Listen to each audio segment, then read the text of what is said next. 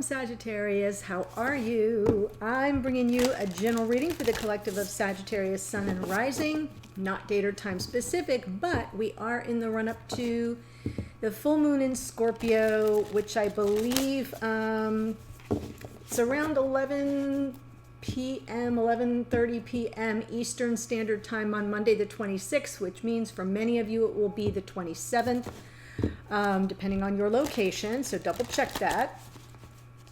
So some of that full moon energy can be winding its way into this reading. Remember, full moons are all about release, and Scorpio, of course, Scorpio is the archetype that created death. Got it? So that's the death card, the release, the shedding of a skin, whatever it is that needs to be left behind, so the newness of your energy can be born into being. So that's what this new moon will likely bring up.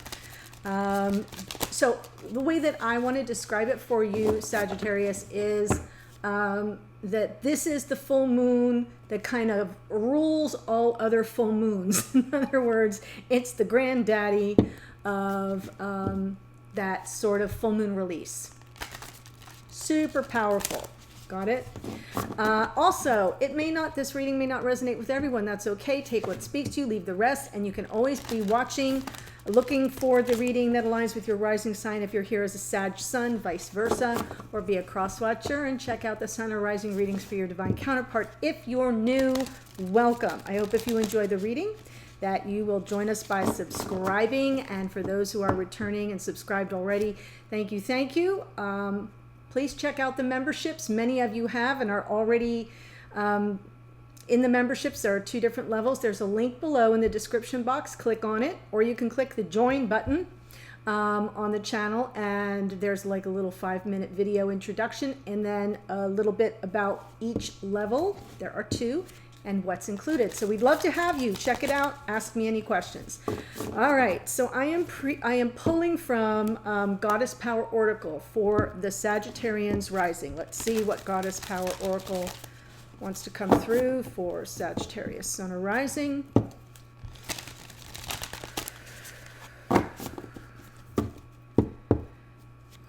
Okay. Oh, wow. This is the second time this card has come out, but it's in reverse. White Buffalo Calf Woman. It's a card number 50. It's about reverence. This card has already come out. Can't remember off the top of my head for what sign, but it was earlier in the zodiac. So I'm going to read it to you. It came out reversed, which means it's an alignment message. But you can take a look at White Buffalo Calf Woman. It says, unconscious choices and behaviors may be causing a distortion in your world. Difficult feelings are part of the journey of self-discovery. You may have been conditioned to suppress what makes you uncomfortable in order to survive. You might have found yourself in a temporarily awkward place with someone and don't know what your next step should be. Think like the 8 of Swords, right? White Buffalo Calf Woman offers you this alignment task. Make the discomfort, awkwardness, and the uncomfortable sacred. Think of what would happen if you made what you considered a flaw, loss, or failure a beautiful, integral part of the art of your life. Every breath you take is sacred, every mistake you make is a gift, and every time you learn from a relationship is blessed. Bless all parts of you in your life, for you are sacred, and White Buffalo Calf Woman wants you to be at peace. So this is a powerful message. I got somebody in mind right off the top of my head, you know who you are, who probably needed to hear that. So take in, let's all claim that energy of taking in our own flaws without embarrassment, proper humility, but no embarrassment, and our mistakes as sacred lessons, all coming together to create the art that is our life. Think about that. Wow. Really lovely. Let's see what's happening for you in your connection, Sagittarius. Sun or rising. If you're here as a cross watcher, welcome. As always, if you enjoy the reading, like it, share it far and wide, subscribe if you haven't already. Boom! So, Divine Masculine steps into the reading with this powerful Ace of Cups energy. I'm going to clarify it, so I don't want to say too much, because feminine is showing up in the energy of healing. Four of Swords. Deep reflection, right? Just a reminder, I speak to Divine Masculine on this side, Divine Feminine on this side, but it could come through reversed for you. I don't know if you're here as the Sagittarius Sun or Rising, Divine Masculine or Divine Feminine, or maybe as a cross watcher. So just find the side of the spread that speaks to your experience of your connection. The other side is that of your divine counterpart. If you have to release and let go of the labels, that's fine. It's just the intention I set as I read, but it, you know, it's for the collective. It can come out reversed for many of you. Okay. That Five of Swords doesn't want to leave us alone. It keeps coming out.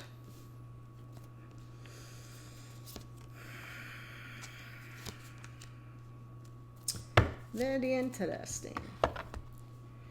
So I'm feeling for the masculine, their present experience of this connection involves some form of sabotage, self or otherwise. Maybe there's like some zero-sum game energy here.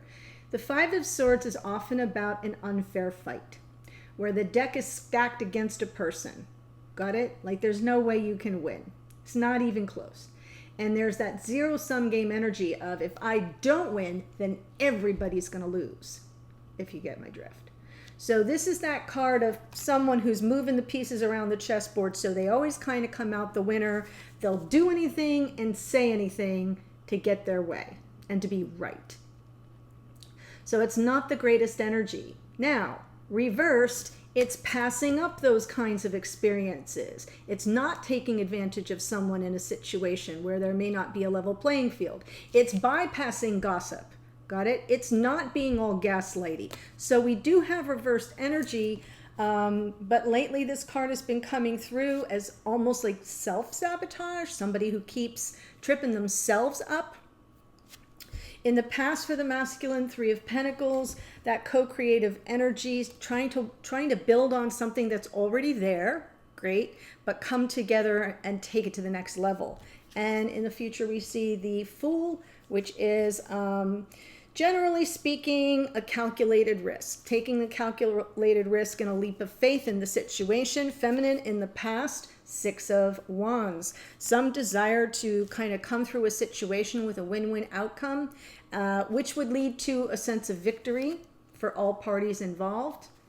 Kind of the hero in the situation, though, as the Six of Wands, leading the victory, leading that win-win outcome. I kind of like that. Feminine present experience is just staying in unconditional love and nurturing energy of self and other. This is a card of Taurus and Libra. So ruled by Venus. Venus is going to play a little bit of a role in this upcoming full moon. So showing us how to release from the depths and transform from the depths with a loving heart and kindness towards self and others. So really powerful. And then in the future for the feminine, moving toward love, or someone moving toward the feminine with love. I want to look at this Ace of Cups. I mean, I love this. I love this for you in the future. Right? Going all in for love. It feels like there's a leap of faith that's about to take place, and somebody's moving toward this sort of open, full, like I'm going to expose my full heart. I'm going to wear my heart right on my sleeve. I'm not hiding any emotions. I'm not posturing. I'm not, posing. Future looks interesting. I will say that. Ace of Cups right now.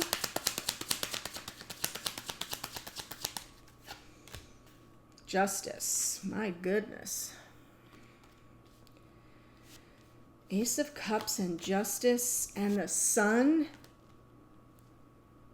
So I feel there's a positive outcome. This masculine is sort of, yes, very patiently waiting here underneath. They know they've set their intentions and the seeds have been planted. So I'm not feeling a lot of push coming from this masculine right now.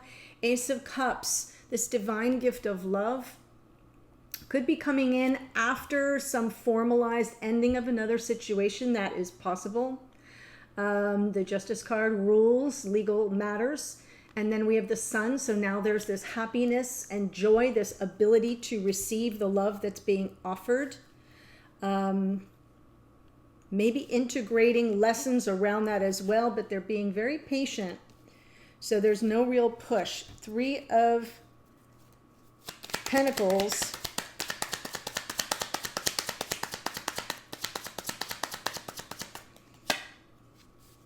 Yes, so this was an opportunity to work together on forgiveness and second chances.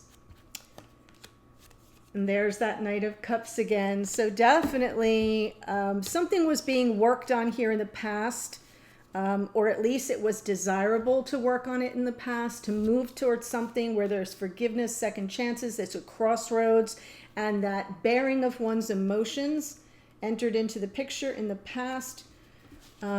Yes. 3 of Pentacles again. So I'm seeing definitely that at least this masculine had the desire to kind of work on the connection together in a co-creative way. You know, answering the call. There's a call coming in for the past life soulmates when you see the Judgment card. Do you respond or do you give it a pass? I kind of feel like you both went for it. Feminine with the 6 of Wands was all about reconciliation. And that's what the Judgment card is also about, is that meeting that opportunity, reconciling the differences, offering and or receiving forgiveness, and the second chance to explore how to build on the connection. But from the heart. 5 of Swords right now.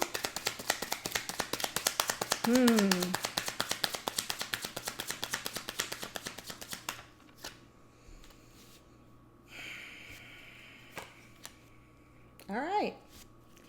So this is one of those, yes, great, makes sense now. So it is coming through reversed energy, the 5 of Swords, because we've got the 10 of Cups, the world, right? That happiness, completion, lessons learned, and underneath is walking away from the drama and what no longer serves. So I'm feeling as if there was some sabotage in the past, or maybe some gaslighting, or I hate the word gamesmanship, but playing games, just kind of little games that kind of kept somebody off balance. That's no longer part of the picture. We've come full circle now. We've learned those lessons, right? White buffalo, calf woman in reverse. We've got reverence for the mistakes that were made. We've got this new beginning, the happiness that we've yearned for, and the decision to kind of walk away from drama.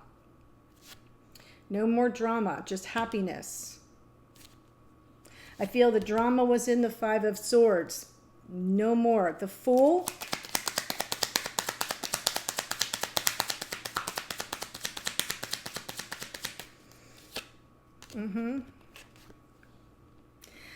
That leap for love with the past life soulmate. So this feels very good to me. I will say one thing. This 5 of Swords for some of you could be someone else that's been sabotaging this connection. So because we have Justice, not for many of you, it feels oddly specific. It could involve an ex, somebody that kind of hasn't gotten the memo that it's over, and they keep kind of creeping in and sabotaging this masculine's efforts to connect with this feminine and move the connection forward. So the 5 of Swords, it doesn't always have to be about the person I'm reading for or about. It could be someone else in their energy that's sabotaging the situation. Regardless of it's self-sabotage or someone else, this masculine is presently walking away from that drama and opening themselves up to the happiness and the joy and the bliss and the nirvana and the success. And that World card is lessons learned, cycles closed out, and a new beginning. And then they just take that leap for love with the past life soulmate, which is this feminine. So, feminine, 4 of Swords. Here's the healing.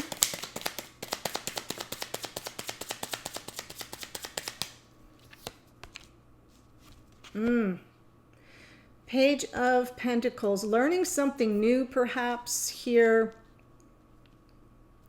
A first step to some understanding. Your strength, your perseverance, that I won't quit energy of the Nine of Wands. And I'm seeing here wanting to communicate with the love of your life. So now we have the Ace of Cups, wanting to communicate about this gift of love, wanting to communicate, not giving up, taking a baby step. But the whole energy here for this feminine is about deep reflection, healing. It's very meditative. It's very quiet. It's very introspective. And then underneath is that, that now I'm figuring out what I want to say about this experience, what I want to say to my true love. And got Ace of Cups on both sides. Six of Wands in the past.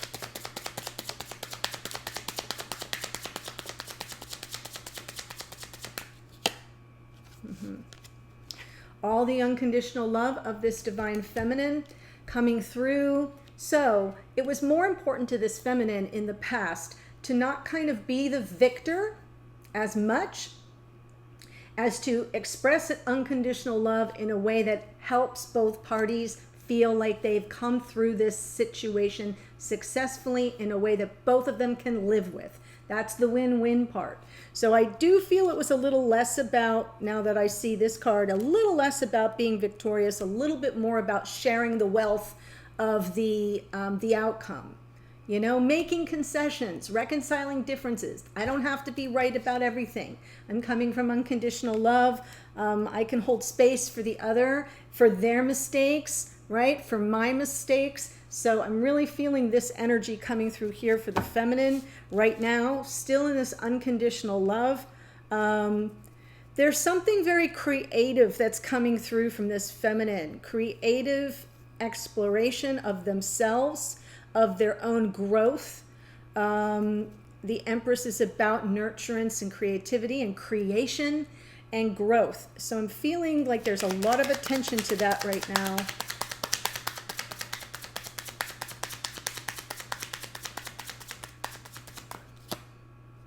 Manifest, wow. Yeah. So we have to kind of work on this Five of Swords. There it is. So now we've got super mirrored energy with masculine and feminine. This is something that's been a problem in the connection. Whatever that Five of Swords is, feminine underneath, right? When I pull from under the deck, for those who are new, it's what's kind of roaming around in your subconscious, in your psyche. It's something that you may not be consciously aware of, but it's motivating your actual behavior. So I feel as if this feminine is very focused on resolving this Five of Swords energy. You know, like when you say, this is the elephant in the room, I feel as if the feminine's focus on it, desire to come up with, wait for it, creative solutions to a problem. The Five of Swords is the problem, Eight of Pentacles is the creative solutions part, and here's this divine feminine with the Magician having all the tools that the feminine needs to manifest and bring into being that which the feminine is trying to create, which is more harmony, right? Less of the games and more, bypassing the tricks and the sabotage. But it requires their focused attention. And I feel like that's whatever this feminine is focused on, it's to resolve that Five of Swords. Masculine is in that same kind of space, ready to close out that chapter, to learn the lessons, to invite in this new beginning of love. Ten of Cups, Ace of Cups, the happiness is the sun, and walking away from drama. So I kind of feel like you're on the same page. Just maybe coming at it from a different approach. Knight of Cups in the future for the feminine. I know I'm using a question mark there. I'm going to have to explore that.